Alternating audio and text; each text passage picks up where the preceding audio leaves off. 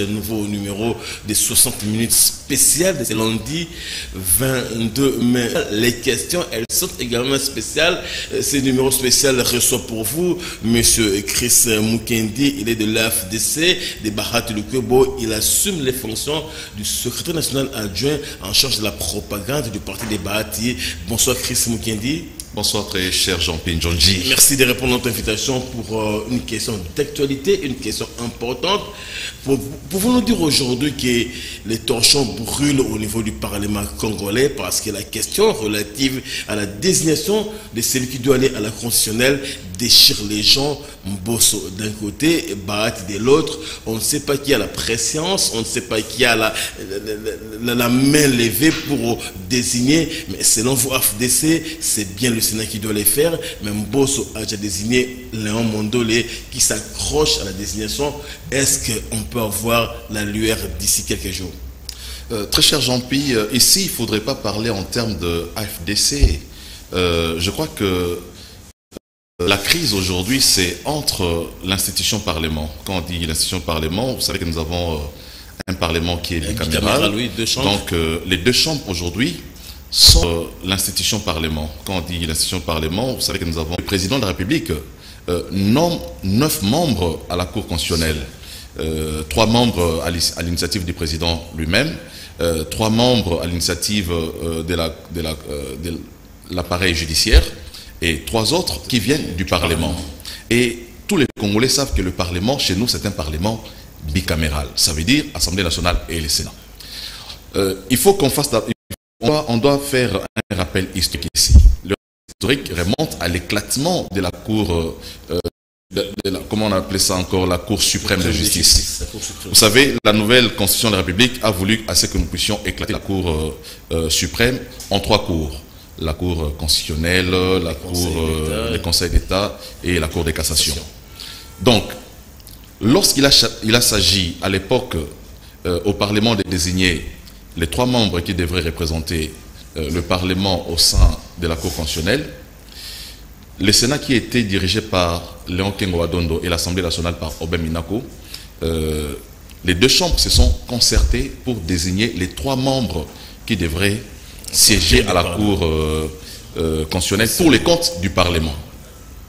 Donc, à l'Assemblée nationale, ils ont désigné M. Mavungu et M. Bokona, qui était président de la commission. Le défunt Mongolo, qui vient de nous quitter il n'y a pas 2 mois. Donc, aujourd'hui, pour que la Cour constitutionnelle puisse afficher complet, il était question que l'Assemblée nationale et le Sénat tiennent un congrès pour désigner son remplaçant. Donc, il est logique, puisque Mongolo, qui était désigné par le Sénat, qui était sénateur, soit logiquement remplacé par un autre sénateur. Donc, il revient à la Chambre Sénat de proposer pour le compte du Parlement un sénateur qui puisse remplacer M. Mongolo qui est décédé. Mais il s'est fait qu'aujourd'hui, on note une volonté manifeste de la part du président de l'Assemblée nationale qui veut brouiller ce qui se passe aujourd'hui, qui veut inverser Mongolo qui était désigné par le Sénat, qui était sénateur, soit logiquement remplacé par un autre sénateur. Donc, il revient à la Chambre Sénat de proposer pour le compte du Parlement un sénateur qui puisse remplacer M. Mongolo qui est décédé. Du président de l'Assemblée nationale qui veut brouiller ce qui se passe aujourd'hui, qui veut inverser les pratiques. Il faut rappeler ici, j'insiste là-dessus, que le Parlement est qui ont été présentés par l'Assemblée nationale. Donc aujourd'hui, présenter un 3e juge qui vient de l'Assemblée nationale, ça déséquilibre, en fait, ça crée un déséquilibre. Alors, le désamour s'est réparti il y a très longtemps entre Mbosso et Bahati. bien évidemment, nous parlons ici institution, on ne peut pas individualiser la question. Mbo se reprocherait à son frère Barak le fait qu'il n'a pas trop soutenu sur différentes questions, notamment celle relative à la loi électorale proposée par le G13. Et tout ce que Mbo a fait aurait été vilipendé par Barak, raison pour laquelle il est en train de brandir la préscience parlementaire qui reviendrait à l'Assemblée nationale par rapport au nombre de 500 députés, 500 élus, et peut-être là aussi les choses fâchent. Et il n'y a aucune préséance parlementaire. Nous avons un parlement bicaméral, c'est clair. Si nous avions dans ces pays un parlement monocaméral, on aurait compris les comportements du président de l'Assemblée nationale. Hein? Là, nous avons un parlement bicaméral. Il n'y a aucune loi qui est votée à l'Assemblée nationale qui ne puisse faire une navette vers le Sénat et vice-versa.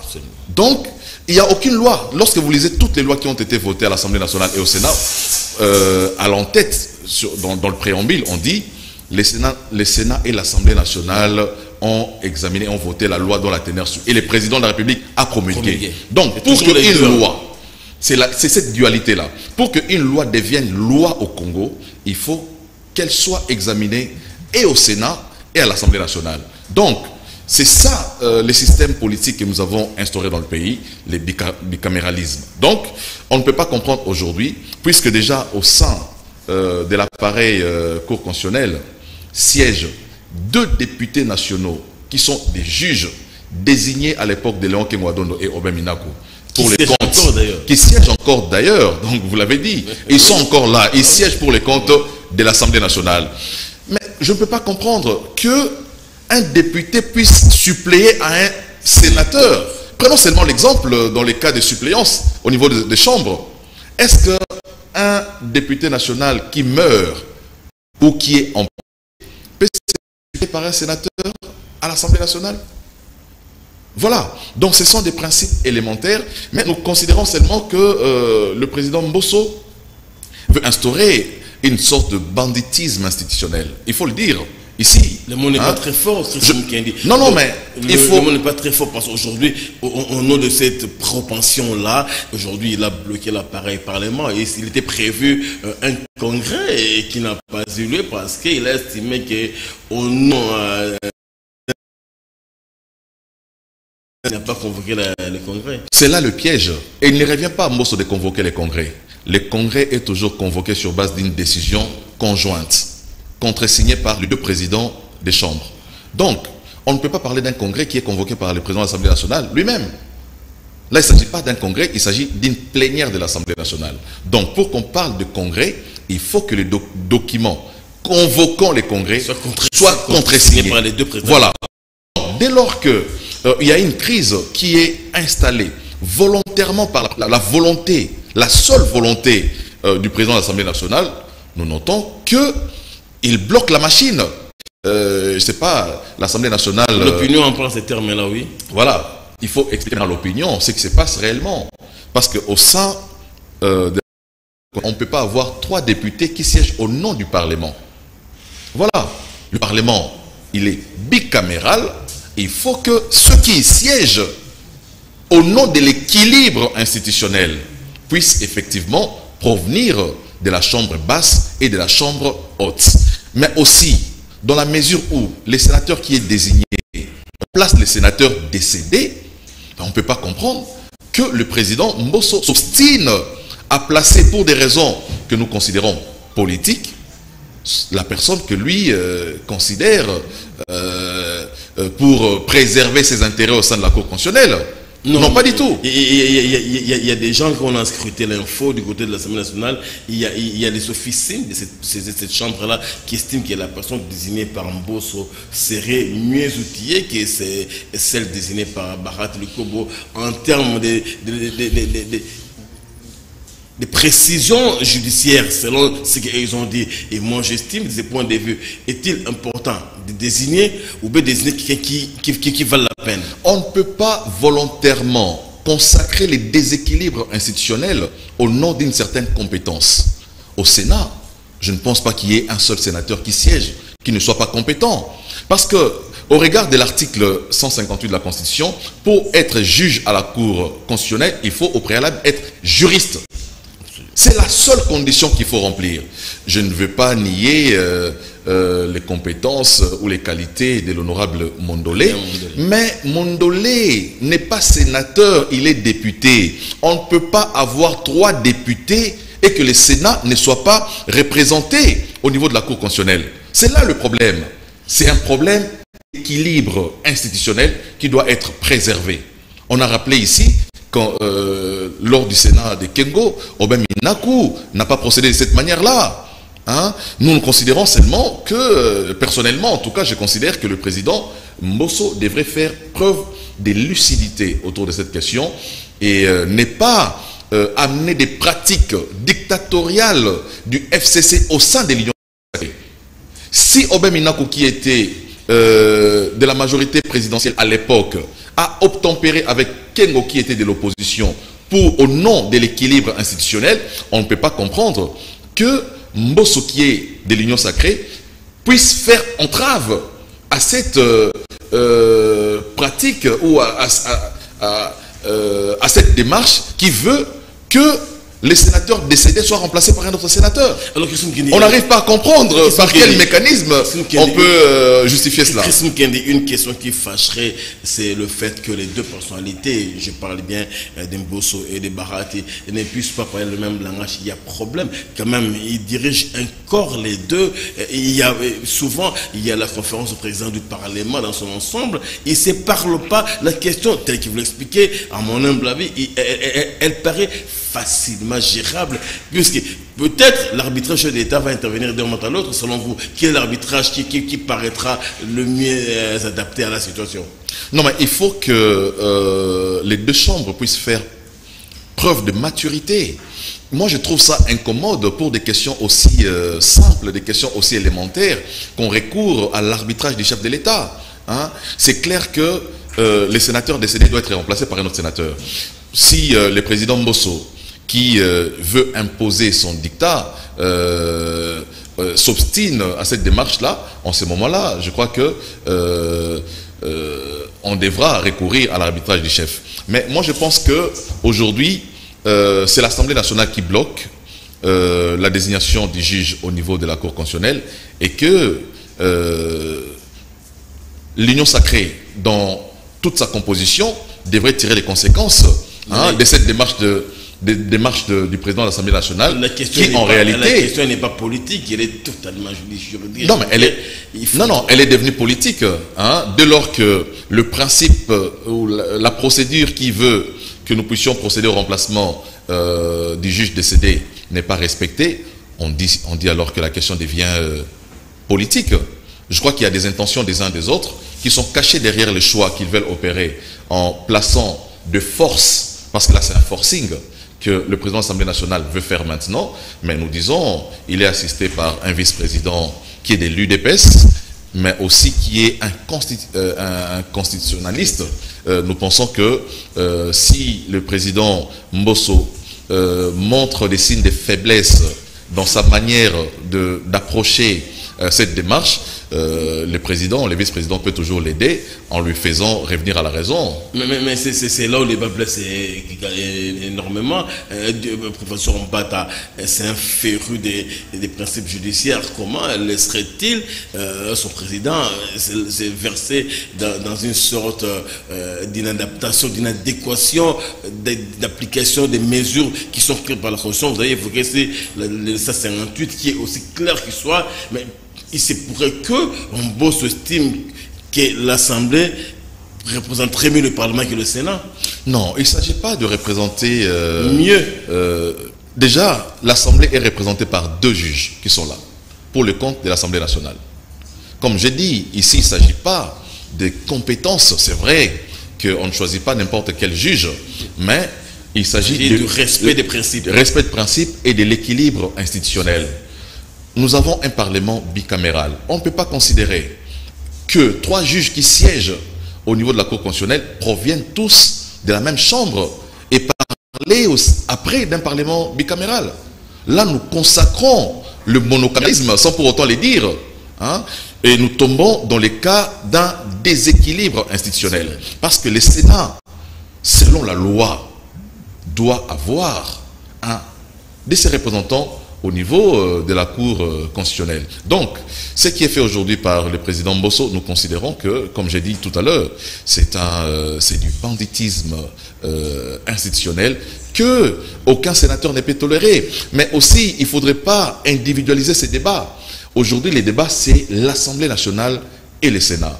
La position du président Mbosso fait fâcher tous les Sénats. Il y a le vice-président Mokolo Ampombo qui a fait une tribune. Il a une tribune voilà, très sulfureuse. Justement. Il est monté au créneau. Justement. Mais au-delà de ce que Mokolo Ampombo a dit, au-delà de ce que diront d'autres sénateurs aujourd'hui et demain, ne pensons pas qu'aujourd'hui, par l'acte posé par le président Mbosso, n'est-il pas en train de mettre un peu en veilleuse les compétences ou les pouvoirs des Barat Lukobo? Dans quelle posture il se sent frustré? Il se sent diminué, ou bien vous estimez qu'il va rebondir pour réellement arracher ce qui lui revient des droits? Parce qu'on a vu le document, c'est lui qui l'a signé en définitive, qui désigne le sénateur à la constitutionnelle. Aujourd'hui, quand Mbosso me connaît cela, basé dans quelle posture? Il est médusé? Non. La vérité, c'est quoi? C'est que Mbosso bloque la Cour constitutionnelle, l'opérationnalité de la Cour constitutionnelle. Les amis qui nous suivent doivent noter aujourd'hui que le président Mbosso bloque la machine Cour constitutionnelle qui ne peut fonctionner que lorsque elle affiche complet. Voilà. Mais la deuxième chose, c'est que Mbosso ne peut pas convoquer les congrès. Mbosso est compétent pour convoquer une plénière de l'Assemblée nationale. Bati est compétent pour convoquer une plénière du Sénat. Donc, l'un ne peut pas convoquer les deux chambres pour qu'elles se réunissent en congrès. Il faut qu'il y ait une décision contresignée par les deux pour que les congrès puissent se tenir. Aussi, je dois rappeler, dans la procédure ou les règlements intérieurs du congrès, veut que la présidence du congrès se fasse de manière rotative. Le dernier congrès qu'on a connu, c'était le 13 décembre, lorsque le président de la République est venu faire l'état de la nation. C'était présidé par le président Mbosso.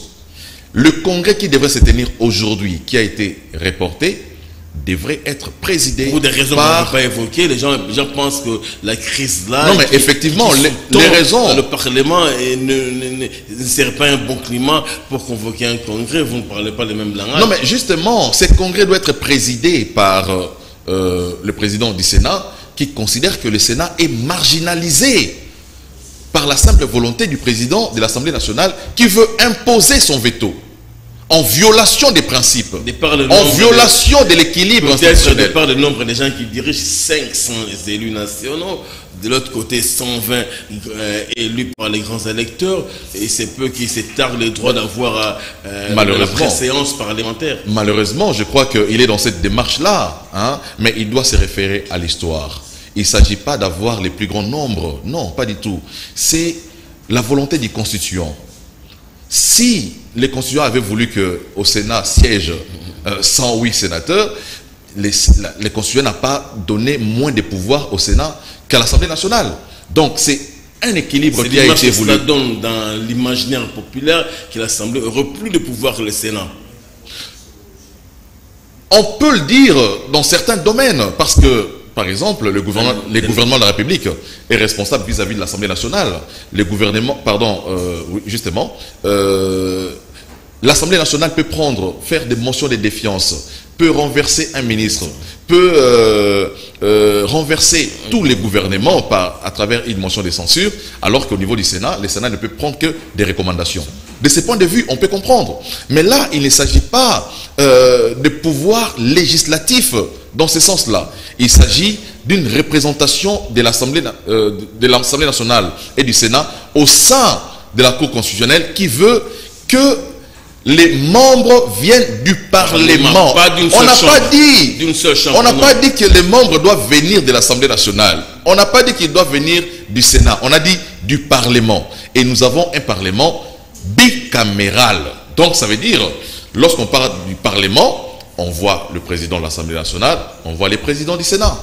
Alors, de ce point de vue-là, M. Chris Mukendi, le Sénat, à travers son président, Modeste Bahati, peut émettre de réserve au niveau de la Cour que si les membres désignés ne viennent pas du Sénat, que les membres ne siègent pas. Mais la réserve, elle est déjà là, parce qu'on ne peut pas tenir un congrès. Aussi longtemps que cette question ne sera pas résolue, il n'y aura pas de congrès. Donc il revient au président de l'Assemblée nationale de se conformer à la procédure, de se conformer à la Constitution. La Cour constitutionnelle ne prend pas les juges qui viennent tous de l'Assemblée nationale, mais du Parlement. Voilà. Alors, on va pas arrêter de les répéter. Le Parlement, c'est 2 chambres. Voilà. C'est une évidence. Et puis, la suppléance qu'on doit remplacer aujourd'hui, c'est un sénateur qu'on remplace. On ne remplace pas un député. On aurait compris le président Mbosso, si la personne décédée était désignée par l'Assemblée nationale, on aurait compris que Mbosso et l'Assemblée nationale décident de son remplacement par un autre député. Mais celui qui est décédé, Mungulu, il était sénateur. Je ne peux pas comprendre que la suppléance d'un sénateur soit assurée par un député. Vous allez les justifier par quel texte? Ça n'existe nulle part dans le monde entier. La chose sont lisses, Chris Mukendi. Il n'y a pas de solution, il n'y a pas de vote sortie. Et pourquoi on ne convoquerait pas au niveau des 2 chambres une commission ou une commission ad hoc, même pas paritaire, qui traiterait de la question et dégager, faire appel aux juristes de les règlements intérieurs du Congrès n'ont pas prévu ça. Et puis les congrès... Malheureusement, le règlement n'est pas aussi appelé comme il s'est de passer Mbosso et bloquer la machine, c'est ce que vous dites. Nous sommes respectueux. Le Sénat, en tout cas, est respectueux des textes. La Constitution de la République, les règlements intérieurs du Sénat, mais aussi les règlements intérieurs du Congrès. Il revient. Là, le message que nous lançons ici, c'est pour appeler le président de l'Assemblée nationale à la raison. Nous ne sommes plus à l'époque du FCC, où vous pouvez exercer une certaine dictature sur une minorité que vous pouvez considérer non représentative. Pas du tout. Nous sommes en face d'un équilibre institutionnel qui doit être garanti. Et cet équilibre institutionnel n'est pas négociable. On ne négocie pas l'équilibre des institutions. Comme l'équilibre au niveau du gouvernement n'est pas négocié, on procède par la méthode géopolitique, il faut que toutes les provinces soient représentées. De la même manière, au niveau des institutions, lorsqu'on dit que les membres qui composent cette institution doivent provenir du Parlement, le Parlement est composé des 2 chambres. Donc on ne peut pas nous consacrer la violation de la Constitution et aider M. Mbosso à violer avec nous la Constitution. Pas du tout. Si lui, il est dans la violation de la Constitution, nous sommes dans le respect de cette Constitution et nous l'appelons à observer les principes tels que édictés par la loi. Le blocage va durer combien de temps, Chris Mukendi, alors que la Cour attend affiché complet pour commencer ses travaux. Les questions importantes seront bientôt posées. On va vers les élections en 2023 et les 2 chambres du Parlement sont en crise permanente et constante. Il n'y a pas de vote sorti. Moi, je vous suggère qu'une réunion soit convoquée entre les 2 présidents du Sénat et de l'Assemblée nationale à huis clos pour traiter la question. Ils peuvent toujours se parler. Ils sont. Non, je crois que la question. Refuserait une telle opportunité, telle option? Non, pas du tout. Bati, c'est un légaliste d'abord, parce qu'il faut dire que, comme j'ai dit, il ne faut pas personnaliser ces débats. C'est les débats entre institutions. C'est vrai que ces institutions sont incarnées par des personnalités que nous citons ici, mais c'est une décision du Sénat. Le choix de l'animateur qui doit remplacer Mungulu à la Cour constitutionnelle a été fait par la plénière du Sénat. Ce n'est pas une décision du président Bahati, c'est une décision du Sénat qui a été sanctionnée par un PV, des désignations du membre qui doit remplacer. Donc, moi je considère aujourd'hui que Mbosso veut créer une crise entre les 2 chambres alors que nous avons des questions urgentes à régler. Il y a la loi électorale qui doit finir au niveau de l'Assemblée nationale pour monter au Sénat. Mais là, nous sommes en train de consacrer une crise qui aura inéluctablement une incidence sur le processus que nous voulons être crédible en ce qui concerne notamment le vote de la loi électorale qui peut connaître un blocage. Donc, le message que nous lançons ici, c'est appeler les bureaux de l'Assemblée nationale à la raison. Je crois que le bureau est composé des éminentes personnalités. Mbosso est secondé par un professeur d'université qui est à la fois constitutionnaliste. Je crois qu'il doit être la béquille qui apporte un peu de lucidité au président de l'Assemblée nationale, qui, je crois, montre aussi des signes de faiblesse liés à l'âge. Il faut qu'il soit aidé, il faut qu'il soit soutenu. Ce n'est pas pour rien qu'on a voulu, le constituant a voulu qu'il y ait un bureau qui décide. Donc, le président Mbosso ne devrait pas prendre une décision seul, comme ça, de violer de la manière la plus flagrante la Constitution de la République et le règlement d'ordre intérieur du Congrès. Aujourd'hui, estimez-vous que cette fameuse crise entre l'Assemblée nationale et le Sénat mettrait en mal la cohésion au sein de l'Union sacrée? Parce que là, c'est étonnant quand même. À l'époque, vous l'évoquiez ici, il y avait Aubin Minakou, FCC, qui est en d'opposition. Mais aujourd'hui, deux membres importants de l'Union sacrée sont très déchirés, s'empoignadent. Et pensez-vous que demain, pour les questions qui doivent converger, il y aura un même langage? Là, on met l'harmonie de l'Union sacrée un peu en péril. Comme j'ai eu à le dire tout à l'heure, je ne voudrais pas que nous puissions personnaliser le conflit. Le conflit, il est au sein de l'institution. Sénat et Assemblée nationale. Donc, j'ai dit, il n'y a pas de sorties qui ont été, une sortie de cette crise qui a été prévue au niveau de la Constitution. Et là, si la crise persiste, nous serons obligés d'en appeler à l'arbitrage du chef de l'État qui est les garants du bon fonctionnement des institutions. Donc, il lui reviendra maintenant de faire revenir les uns les autres à la raison. Quand nous disons les uns, il est clair que la personne qui doit recouvrer sa raison, c'est le président de l'Assemblée nationale. Et aujourd'hui, si l'arbitre chef de l'État donnerait raison à Barat, vous ferez dans le triomphalisme, vous direz qu'on a vaincu Mbosso. Non, pas du tout. Vous direz qu'aujourd'hui Mbosso n'a jamais eu raison et que l'âge l'a trahi et Barat a gagné. Vous direz ça demain? Non, non, on n'est pas dans le... Et vous serez dans quelle posture si l'arbitrage donne raison au Sénat? Non, mais la loi a été, on va simplement considérer que les principes a été respectés. Il ne s'agit pas, ça ne sera pas la victoire d'un camp sur un autre. Il s'agit ici de faire respecter les lois et les principes, les us et coutumes parlementaires qui ont été observés avant, dans la mesure où le choix a été déjà opéré et le Sénat doit avoir un représentant au niveau de la Cour constitutionnelle. Puisque vous évitez même que la question soit entre deux individus, quoi qu'il y ait président des institutions, mais ce sont des gens assez élevés en dignité, que ce soit en Mbosso, Kodiaou, Modeste et Barat, ce sont deux personnalités du pays qui peuvent se parler en dehors des collaborateurs, de voir les choses dans leur pleine lucidité, dans leur pleine raison.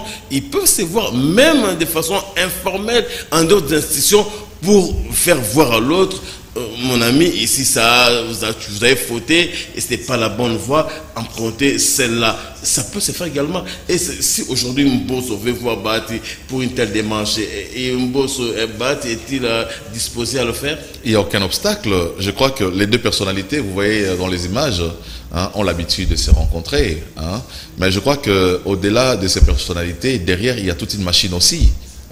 Donc j'ai dit, si cela ne dépendait que des humeurs des uns et des autres, la loi serait certainement respectée. Mais là, je pense qu'il y a derrière le président Mbosso des gens qui le poussent aussi à la faute. Mais moi j'ai dit, il doit faire preuve de sagesse dans la mesure où il est le plus âgé de l'Assemblée nationale. Il doit, au-delà du fait qu'il est président de l'Assemblée nationale, faire preuve de sagesse pour dire, de toutes les façons, je suis les plus âgés ici, et naturellement les plus sages. Nous pensons qu'il est le plus sage. Nous ne voulons pas... vous le pensez? Nous les pensons, parce qu'on dit la sagesse est aussi dans l'âge. Donc nous croyons que le président Mbosso peut faire preuve de sagesse et ne pas se faire manipuler comme un enfant. C'est un monsieur qui a fait preuve par le passé qu'il avait des compétences. Voilà pourquoi le chef de l'État a voulu qu'il soit président de l'Assemblée nationale. Mais il ne doit pas ici imprimer les antivaleurs que nous avons réprouvées du régime passé. C'est vrai qu'il vient du kabylisme, mais il faut qu'il coupe les liens avec les méthodes Kabila, il faut qu'il coupe les liens avec des pratiques dictatoriales. Nous ne sommes pas le premier à reprocher au président Mbosso des pratiques dictatoriales. Il y a beaucoup de députés qui les lui reprochent, je crois. Donc là, nous sommes dans les principes d'équilibre institutionnel qui doit être observé. Et nous pensons que si le président de l'Assemblée nationale s'évertue, il s'obstine à alimenter cette crise, il est tout à fait normal. Il sera question maintenant que le chef de l'État puisse intervenir pour pouvoir arbitrer ces conflits qui ne doivent pas être persistants. Sinon, qui aura une incidence sur le fonctionnement de la Cour constitutionnelle qui attend un fichier complet. Alors, au demeurant, cette question des désignations de membres du Parlement à la Constitution, remplacement des Mongols Tapangane de heureuse mémoire, qui est mort il n'y a pas longtemps, au demeurant, cette question serait peut-être le corollaire d'une autre question, là où on peut se sentir un peu frustré, qui se sentait un peu diminué. Quand il fait le débat sur l'électoral, le Sénat ne l'a pas assez accompagné de par ses positions prises. Et il voulait vous le faire payer quand même, vous qui parlez au nom des Barat et du Kobo. Il n'y a pas un accompagnement, il n'y a pas eu une sorte de soutien des Barat qui Kamboso débattait l'affaire de l'électoral. Et il craint même que la seconde lecture soit sulfureuse contre lui. Il prépare ses boucliers. Mais il faut rappeler ici que les deux chambres sont autonomes sur le plan administratif et sur le plan, même sur le plan financier. Le Sénat n'est pas l'appendice de l'Assemblée nationale. Et selon la procédure, comme j'ai dit, je continue à les rappeler, nous avons un Parlement bicaméral. Le Sénat ne peut pas se prononcer sur une matière qui est en discussion à l'Assemblée nationale. Le Sénat attendra jusqu'à ce que la loi lui soit transmise officiellement par l'Assemblée nationale pour émettre un avis. Donc aujourd'hui, ce qui se passe à l'Assemblée nationale, le Sénat ne peut pas accompagner le président de l'Assemblée nationale. Évidemment, l'Assemblée redoute l'avis du Sénat qui ne serait pas dans les conditions de conforter l'Assemblée ou le bureau bosse dans ce qu'il a fait. Mais ça ne sera pas la première fois dans l'histoire de ces pays. Parce qu'il faut dire aujourd'hui que ce qui se passe à l'Assemblée nationale ne conforte pas tout le monde non plus. Hein, tout le monde crie à la dictature, tout le monde dénonce des pratiques qui ont été faites à l'Assemblée nationale.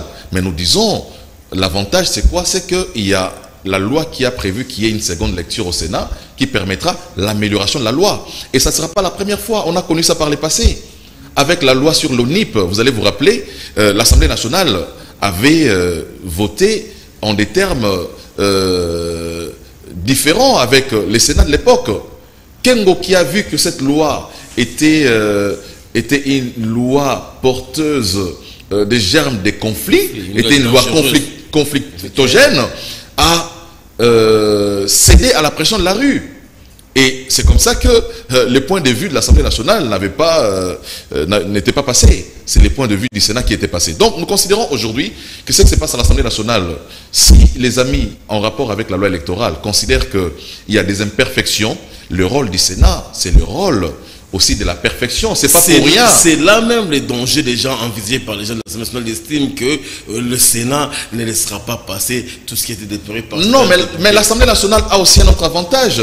Lorsque les deux votent en des termes divergents, le dernier mot revient à l'Assemblée nationale. Mais le Sénat est devant ses responsabilités. Lorsqu'il faut corriger les erreurs, le Sénat ne manquera pas de corriger les erreurs constatées dans la loi. Mais il reviendra maintenant au cours d'une commission mixte paritaire. Si l'Assemblée nationale veut, par la force, faire passer sa position, le Sénat n'aura qu'à s'incliner. Déjà, c'est en termes de division politique de par l'opinion publique. Les gens savent aujourd'hui que si le Sénat corrige l'Assemblée nationale, au niveau de l'opinion, Mbosso est invectivé, Mbosso est livré à la vindicte populaire. Parce que si vous le corrigez, alors que l'opinion fait cause pour le Sénat, Mbosso est sacrifié. Et il crée ce danger-là. Raison pour laquelle peut-être il veut sauter premier et vous faire comprendre qu'il a une certaine préséance. Ce n'est pas Chris Mukendi ou Modeste Bahati qui a demandé à ce que le Sénat soit appelé la chambre des sages. Voilà.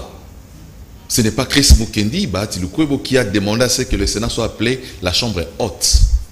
Voilà. Donc, le Sénat doit jouer son rôle. Le rôle de sagesse, le rôle d'équilibre, le rôle de cohésion, d'harmonie dans le pays. Et le Sénat ne sera pas à la première fois. Hein, ça sera pas la première fois que le Sénat jouera ce rôle-là. Nous l'avons vu avec le Sénat de Léon Kengo Wadondo qui a évité, mais justement, qui a évité à ce que le pays soit embrasé. Donc, je considère que si l'Assemblée nationale vote une loi et qu'on constate des imperfections dans cette loi, j'ai dit il y a une seconde chance qui est accordée au Parlement ou à la loi, c'est d'être amélioré au niveau du Sénat. Et le Sénat ne va pas échapper à son destin. Christophe Mukedi, on nous reste 9 minutes, on va y aller rapidement.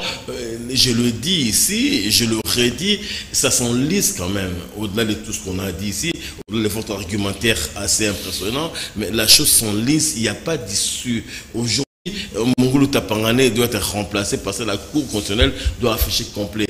D'un côté, Léon Mondolé, de l'autre, Mangala du Sénat, et les deux déjà se considèrent comme membres de la Cour constitutionnelle. Et Mondolé l'a dit, on l'a suivi à la voix de la mairie, on l'a suivi à la radio Capi, il s'est dit, il a remercié Mbosso pour la désignation. De l'autre côté, Mangala remercie Bahati pour la désignation. Je me dis, vous, Parlement, au lieu d'être le temple de la démocratie, vous êtes un temple où les intérêts des individus priment. Voilà pourquoi je dis qu'il ne faut pas consacrer ces banditismes institutionnels au niveau du Parlement. On peut comprendre que ce genre de choses se passent, je ne sais pas, dans des institutions au niveau des communes, au niveau, je ne sais pas, hein, des associations dans des quartiers, mais pas au niveau de la Chambre législative. Cette constitution a été voté par l'Assemblée nationale et le Sénat. L'avant-projet a été initié par le Sénat et la loi a été discutée à l'Assemblée nationale et le Sénat, et puis le président a promulgué.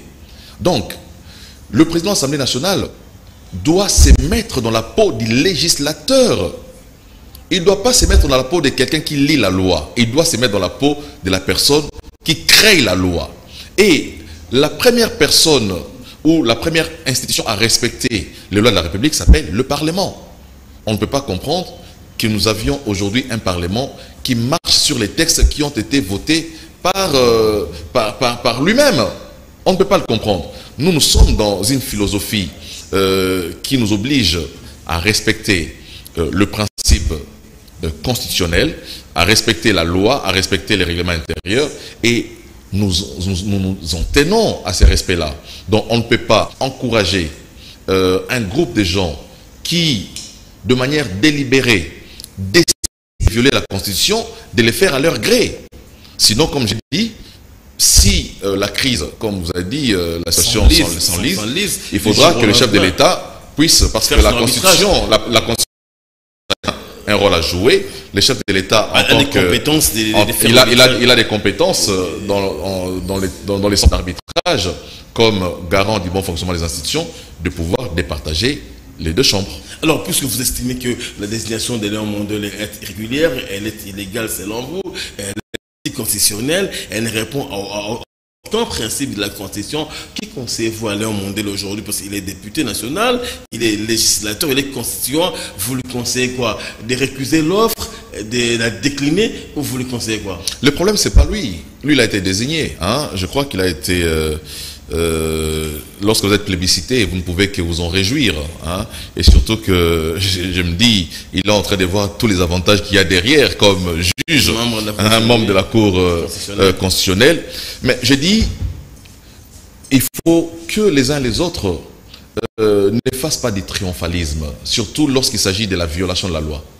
On ne peut pas féliciter le président de l'Assemblée nationale pour avoir violé la loi. Les députés Mondolé ne devraient pas féliciter Mbosso pour avoir violé la loi, même s'il les place lui. Pas du tout. Je crois qu'il faut aussi qu'il s'abstienne des médias en ce moment. Donc moi je considère que la loi a été violée et que réparation doit être faite. Si le président de l'Assemblée nationale ne sait pas revenir à des bons sentiments de manière personnelle, hein, je crois qu'il reviendra au chef de l'État de lui faire voir la raison, les camps de la raison. Déjà aujourd'hui, vous bloquez le Congrès, pas vous, parce que vous parlez au nom de votre président du parti, vous n'êtes pas membre du bureau du Sénat, il ne faut pas qu'on vous enquiquine pour rien. Néanmoins, vous parlez au nom des Bahati aujourd'hui. Déjà qui est Bahati et Mbosso bloquent le Congrès. Non, le Congrès est bloqué par M. Mbosso. Ça, il faut souligner. Voilà. Autant que vous le dites, les lieutenants de Mbosso diront la même chose, que c'est Bahati qui bloque le Congrès. Vous vous défendez assez bien, je vous en conjure, mais seulement les gens estiment que les deux présidents bloquent le Congrès. Nous sommes à une année et demie d'élection, mais c'est Christ Mukendi. On doit faire les choses sûrement là, va vite passer, le temps ne joue pas pour vous. Et aujourd'hui, la question importante, l'électoral n'est pas encore clôturé, n'est pas achevé, et déjà que les deux chambres s'empoignardent, quand sera-t-il de l'électoral? Sûrement, elle ne sera jamais traitée. Je crois que la crise ne va pas durer longtemps, parce que le chef de l'État ne le permettra pas, au vu des urgences et des contraintes qui ont été présentées par le bureau de la CENI. Et voilà, moi j'ai dit, le président Mbosso est en train de montrer à l'opinion nationale qu'il y a des intérêts politiques derrière ses choix. Nous considérons que s'il n'y avait aucun intérêt politique, il aurait facilement, c'est tellement limpide, c'est tellement clair que lorsqu'un sénateur décède, il est remplacé par un autre sénateur. Voilà, c'est limpide. Il ne faut pas aller à l'université pour comprendre ça. Mais lorsqu'il s'obstine à placer un député en remplacement d'un sénateur, on se pose des questions. Qu'est-ce qu'il y gagne? Voilà, aujourd'hui, il est clair que s'il y a quelqu'un qui bloque ou qui combat effectivement le président de la République, parce qu'il faut maintenant le dire clairement, le combat provient du côté de l'Assemblée nationale. Le président Mbosso combat par le fait qu'on ne sait plus installer une cour constitutionnelle, alors que les enjeux de l'heure veulent que la cour constitutionnelle soit installée. Voilà. Il est clairement établi que c'est Mbosso qui combat alors le président de la République. Alors, au niveau de la Cour elle-même, il faut quand même qu'il y ait une réaction. Leur silence est en train un peu de je crois qu'au nom, au nom du principe de séparation des pouvoirs, parce que... Voilà. Et les membres de la Cour doivent aussi eux-mêmes avoir des membres légalement désignés. S'il y a un tort, s'il y a un entrave dans la désignation, le membre qui ne sera pas le bienvenu. Du côté de la Cour, il faut qu'il y ait une réaction quand même. Non, non, le conseil... Dans le sens d'apaiser les esprits, d'apaiser la conciliation des vues. Comme on l'a dit au niveau de l'article 158 de la Constitution, la Cour constitutionnelle est constituée de 9 membres. 3 sont désignés par le président de la République, 3 par les conseils supérieurs de la magistrature et 3 par les parlements. Donc, mais la Cour est au courant qu'il est trompe du Parlement ne proviennent pas tous d'une même chambre. Il faut qu'il y ait équilibre au niveau du Parlement. Mais justement, mais ils ne peuvent pas s'en mêler au nom du principe de séparation des pouvoirs. Ce qui se passe à l'Assemblée nationale et au Sénat aujourd'hui, je ne pense pas que la justice devra s'y mêler. C'est une affaire qui doit être traitée en interne, au nom du principe de séparation des pouvoirs. La Cour ne peut pas venir orienter les débats qui s'est fait autour de cette désignation. Mais j'ai dit, si la crise persiste, il reviendra au chef de l'État de pouvoir lever des options et mettre fin à cette crise. Si vous gagnez 2 minutes, mais avant de trouver l'émission, l'actualité, on ne doit pas la l'escamoter quand même. C'est aussi le Katanga. Vous êtes acteur politique et un avis personnel qui n'engage ni votre président, ni votre parti en tant qu'analyste politique. Ce qui s'est passé au Katanga il y a 24 heures, la réconciliation avec pompe des ténors du grand Katanga, ça vous inspire quoi? On parle de la réconciliation des Katangais, mais je n'ai pas vu les Katangais se réconcilier. Ils étaient là tous. J'ai vu. Kabila. J'ai vu 2 personnalités. J'ai vu Katumbi qui embrasse Kabila. Ils sont tous Katangais. Mais justement, j'ai vu 2 personnalités qui étaient en désamour renouer leurs relations d'amour. Voilà. J'ai vu un collaborateur de Joseph Kabila qui a travaillé avec Kabila pendant autant d'années qu'il avait quitté pour des raisons politiques. J'ai vu cette personne revenir. Et là, il faut féliciter les présidents de la République. Parce que Moïse Katumbi a été forcé à l'exil par le régime Kabila. Et si aujourd'hui Katumbi est revenu au Congo, c'est parce que Tshisekedi a décidé de le faire revenir, de lui donner un passeport. Donc, la première des personnes auprès de qui il faut jeter des fleurs sur cette réconciliation, c'est le président de la République, Félix Antoine Tshisekedi, qui a permis que des frères qui étaient en guerre, Katumbi et Moïse Katumbi et Kabila, puissent aujourd'hui se prendre entre... J'ai vu des accolades, des photos d'un couple qui était divisé, qui se consolide. Donc, nous ne pouvons qu'encourager, mais aussi, au-delà de ces gestes, il faut que les conséquences politiques soient tirées dans tous les camps. Voilà. Il est clair que c'est pour des perspectives 2023 et je crois que tout le monde est fixé sur ces perspectives. Il reviendra à l'Union sacrée de pouvoir tirer les conséquences de l'acte qui a été posé par nos amis du Katanga. Ok, Christian Kende, on va clôturer l'émission ici en 30 secondes. Votre vœu, vous, les gens de l'AFDC, je le rappelle ici, que nous recevions en votre qualité de secrétaire national en charge de la propagande du parti de Moïse Bahati Le Kobo, de votre lecture personnelle. Mongulu Tapangane est parti, d'un côté Mangala, de l'autre Léon Mondolé. Pour vous, c'est Mangala qui passera, il n'y aura pas de conteste. C'est Mangala qui passera, c'est le choix du Sénat. Ce n'est pas le choix de Bahati, c'est le choix du Sénat. Donc, Mongulu était sénateur, logiquement, il sera remplacé par un autre sénateur. Et vous appelez le président Bosso au bon sens et de revenir à la raison? Oui, à la place de se faire tirer les oreilles par le président de la République, qui jouera le rôle de garant du bon fonctionnement des institutions. Mieux vaut pour le président Bosso qu'il lève la meilleure option plutôt que de se faire encore petit devant le chef de l'État qui lui dira, même Bosso, il faut respecter la loi. Voilà. Christine, nous vous remercions.